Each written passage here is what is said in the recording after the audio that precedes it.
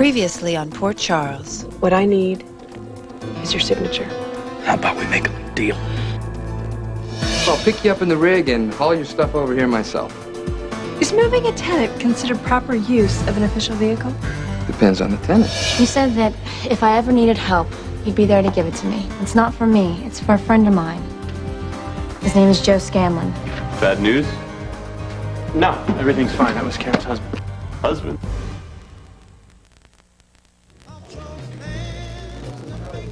You sure I didn't wake you up? Positive. I was too wired to sleep. Join the club. I don't get it. What's that? You say you're nervous, you say you're wired, but you never show it. I told you it's a front. You don't have to put up a front for me. I know. It's for me. Have you found an apartment? Yeah, have you?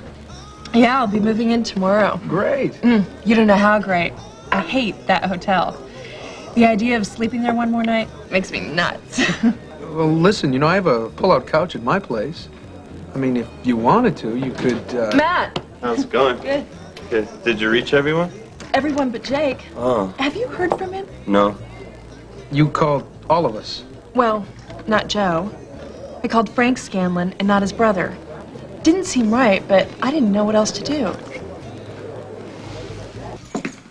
Surprise! Ma! Oh, don't say a word. Come here. For you. And for you. And for me. Ma, what's going on? Didn't I just say not a word? I want to propose a toast to the first day for the most gifted intern General Hospital's ever been lucky enough to have.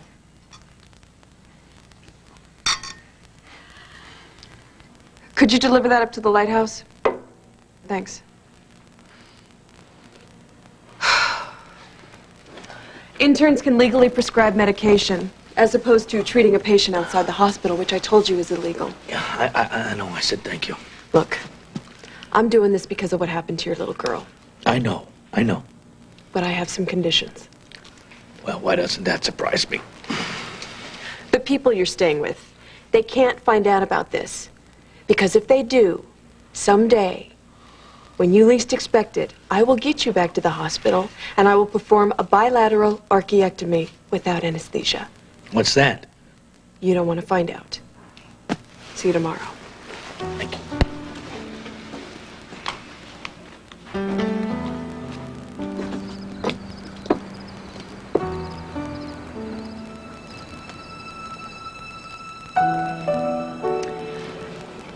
Dominique, listen, I know you can hear me. Well, no, actually, I don't know that for sure. I mean, I know, no, I think you can, It's about Serena, of course. See, you have to help us find her. Because you and me and Scott, we worked really hard on bringing her into this world. And so if we were to lose her now, it would be totally unthinkable. Lucy? Who are you talking to? Myself, for a change. Now you can talk to me. Okay, but we should talk inside, because... There's something that I want to ask you. It's important. What? Well, you don't have to answer me right away. And I admit this isn't exactly the best time to bring it up, but if you need to take some time, I say go right ahead. I certainly would understand why anyone would want to do it. Why don't you just tell me what it is, because you're beginning to sound like me, so go ahead. What is it?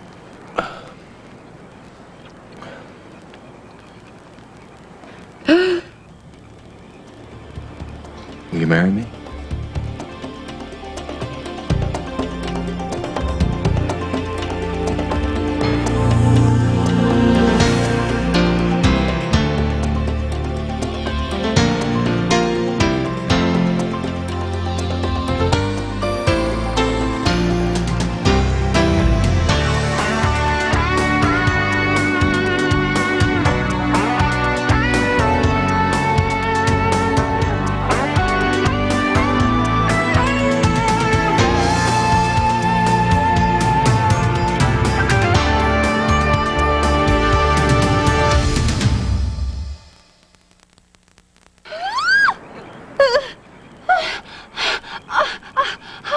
talk? Okay. Wow, this is a first for me. Lucy, listen, I know that you're worried about Serena, and as I said, this is not the best time to bring this up. In fact, I know it's a bad time, but I remember when I went through a bad time. I was lying in a hospital room, and I was convinced that my mind was gone and my life was over, and I was down, and this beautiful, strong woman walked into my room and asked this basket case if he'd marry her. I vaguely remember. Well, at first I thought it was out of pity, but then she found a way to convince me that she meant it. She meant it. Suddenly the darkness wasn't so dark. And I know you're going through a pretty dark time now. And you need to know that no matter what happens, you won't be going through it alone. I'll be there with you. I love you, Lucy. And I want to spend my life with you.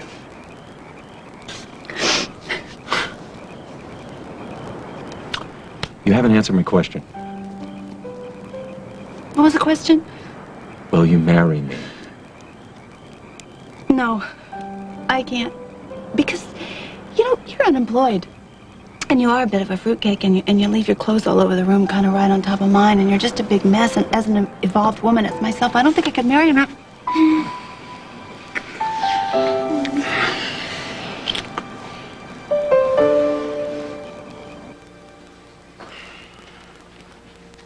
I was worried about you. Listen, Karen, you gotta do me a favor. Don't say anything about Dr. Lambert being here. My lips are sealed. I'll be going now. Listen, I gotta be honest with you. I didn't come here to socialize, and I just realized I shouldn't have come at all, okay? No. What can I do for you? A friend of mine needs some help. His name is Joe Scanlon. Well, I'll be going. This may be your last night to get a decent night's sleep. Mom, I really appreciate the bag. It's great. But it must have cost you a fortune. Something's wrong. What's this, Irish intuition? Frank, it's okay. Mom, it's time I told you the truth.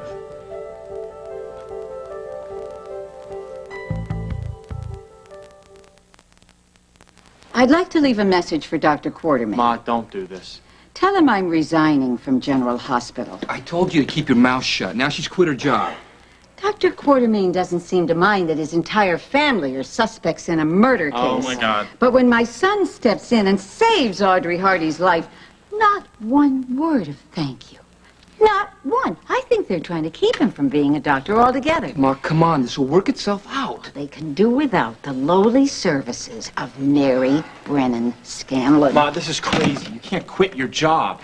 I didn't go to college. I don't have a medical degree, but it doesn't take a Carl Menninger Mom, to know no. that anyone No. who can save a life with a gun at his head, with no proper instruments, with absolutely no, that's the kind of a man you'd thank your lucky stars to have as a doctor. Now tell us what you really think. Well, come on. It's wrong. Ma, it's a review board. That's it. I'm not being kicked out. I don't care if it's the Supreme Court. I'm not leaving this house till we figure out a way to fight it.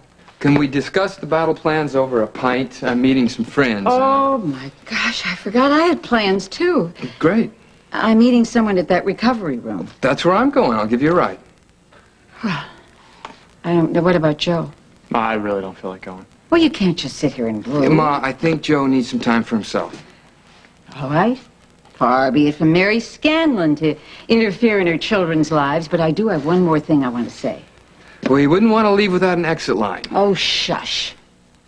You are 10 times the doctor and the man than anyone who'll be judging you tomorrow will ever be. Oh, I love you, sweetheart. I love you, too. So your friend operated on Audrey with a drill? Do you want the technical details? No, not right now. Just, what can I do for you? Joe needs a lawyer. I already spoke to Lee, but he represents General Hospital. It's a conflict of interest. So I thought maybe that you could give me some names. Well, I haven't practiced law for some time, but I'll see what I can do. I shouldn't even be asking you. With everything that you're going through and Serena. I'm gonna be okay. You sure? Okay. Listen, I hope they find Serena soon. I'd really like to meet her. Okay. There, it fits. Oh, boy. How did you know my ring size? I know everything about you. I love you.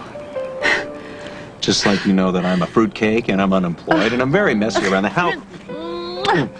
Come to think of it, you're really getting the lousy part of this deal. I will deal with it. Well, I guess we should go look after a patient.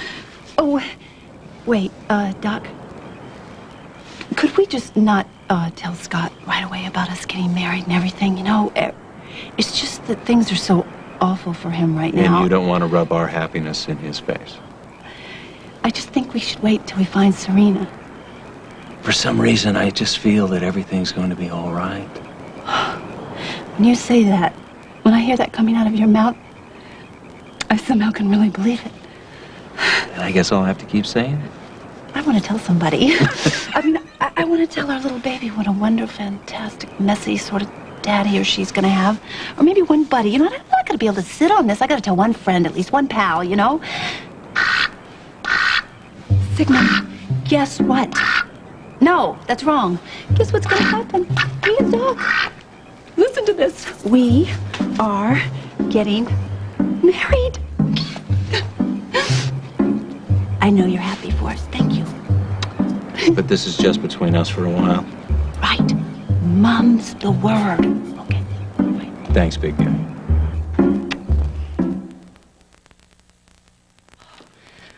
What are you doing? Give me that. Obviously, we were gone too long. Sit down. I just taking care of a few things. All right. Listen, I called Lee and Gail. They were frantic, of course. I'll give him a call in a bit. Good.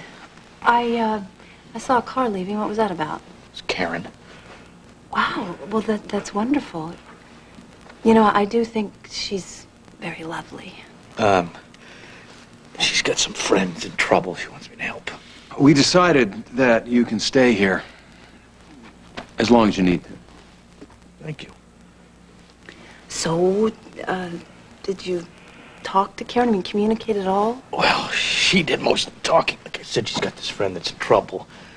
She's angry, and she's, you know, she reminds me a lot of Serena. Serena's got this kid that's in her class. His name's Michael, but the kids call him Stinky. Except they don't do that when Serena's around, see. So I was picking her up at school one day, and she'd gone crazy. These kids were making fun of Stinky, and she had this one kid in a headlock, and I tried to pull him apart and couldn't do it, you know. She just kept saying, take it back. Why haven't these people called? I will give them anything that they want to get her back. I know, Scott. We will find her. How do you know that? I know it because I have an unimpeachable source.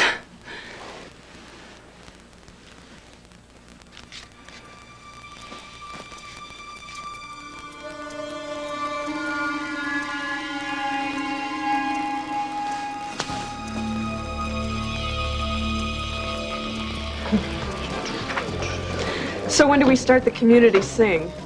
The what? Oh, we're getting so clubby. I mean, personally, I find the idea of a hostage reunion slightly bizarre. Not to mention the fact that Dr. Morris saw fit to invite me. Think of this as the calm before the storm. Tomorrow the knives will be back out. Yeah, well, I have mine on me. Ooh, who'll be your first victim? I wouldn't mind sticking it to the good Dr. Burgess. Come on. You'll be climbing all over everyone else just to kiss her feet. Just like the rest of us. We are not amused. Oh, you'll do fine. I always do. There you go. I'm glad you could make it. I'm glad you're glad. We were talking about tomorrow. Yeah, looms ahead. I've been waiting for that day since I was 6. That's when I decided to become a doctor. Never changed my mind. Until tonight. You know, I've never been so aware of how much I don't know. Yeah. I mean, I'm great with cadavers, but actual people are something else. Well, on the whole, I don't find there's much difference. Ooh, doesn't say much for your love life. When did you decide to become a doctor? When I was 18, after the accident. Yeah, my parents, well, they were with me when I woke up. You know, they said that this is not going to change you, but it did change me. I mean, I don't think I'd be here tonight if it weren't for the accident. My parents were pushing me too, especially my father. You know, he wanted a doctor for his son. I wanted no part of that. And then one night he read me an article by Michael DeBakey, pioneering cardiac surgeries, and saving lives, Yep. making a mint doing it. I think it was that last part that turned it around. He'd like us to think he's joking. Oh, I know, Evelyn. You went into medicine to serve humanity. No, actually, it was something to fall back on. If you couldn't do what? Be a waitress. What else? Hey, hi. I was starting to think you weren't going to show up. Hi, I'm Mike Corbin. Frank Scanlon. My oldest. I don't suppose your mother's told you, but I've had a run of good luck since we met. Oh, yeah? Well, it's not impossible, you know. Yeah, I was thinking about using some of my windfall to possibly buy a little place, and I heard about this place, and I asked your mother to meet me here. Frank, hi. Julie, hi. Julie Morris, Mike Corbin. Hi. Nice to meet you. And this is my non-meddling, hands-off mother. I remember. How are you, Mary? Hands-on and meddling yourself. In a total panic. Other than that, fine. May I borrow your son for a minute? Well, if you return him in good condition. I promise to be gentle.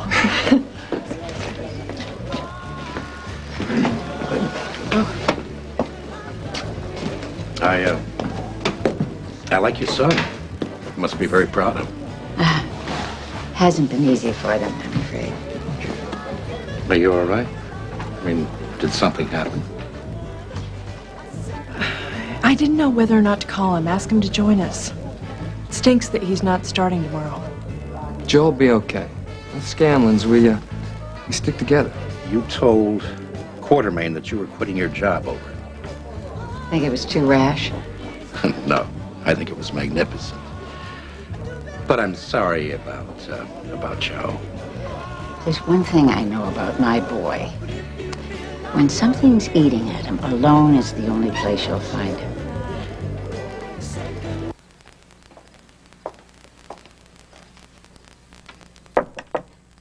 Want some company?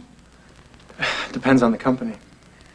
How about a tired, worn-out intern? It's my favorite kind. Welcome aboard. It's funny. When I saw you sitting here alone in the dark, I thought of that old game we used to play when we were kids. You Marco know? Polo. Yeah. I just thought of that the other day. Well, I tried to hide it as a kid, but I hated being blindfolded. I mean, being in the dark was not my idea of fun. Yeah, well, you covered it well. Maybe to the other kids, but not to you. Every time I had to say Marco, you'd be right there for me, saying Polo, and just reach out and tap you and get out of being it. Well, you always said you weren't scared. Well, you knew even then not to believe it, huh? So, to what do I owe this pleasure? I spoke to Scott. How'd it go? I was a wreck. All the words kept coming out wrong, but the bottom line is he's going to find you a lawyer. I'm not sure I need one. He can't accept compliments, and he can't accept help. Look, Karen, I told you already, I can't afford a lawyer. I know, but Scott knows that. He's gonna find you someone you can't afford, okay? Stop being Mr. Macho. Just say thanks, Karen. Thanks, Karen. Okay. Did you get the message that your husband called? We haven't actually spoken. I'm kind of playing phone tag. He's still in San Francisco. Yeah? Yeah. Yeah, he's still not even sure yet that I'm staying here. So, when you tell him, will you move back? I'm not sure. It's kind of getting late. We better get some sleep, huh? Yeah. Yeah. Good night. Good night. Thanks again for all your help. Yeah, I'll see you tomorrow, okay? Hey, Karen. Yeah. Marco.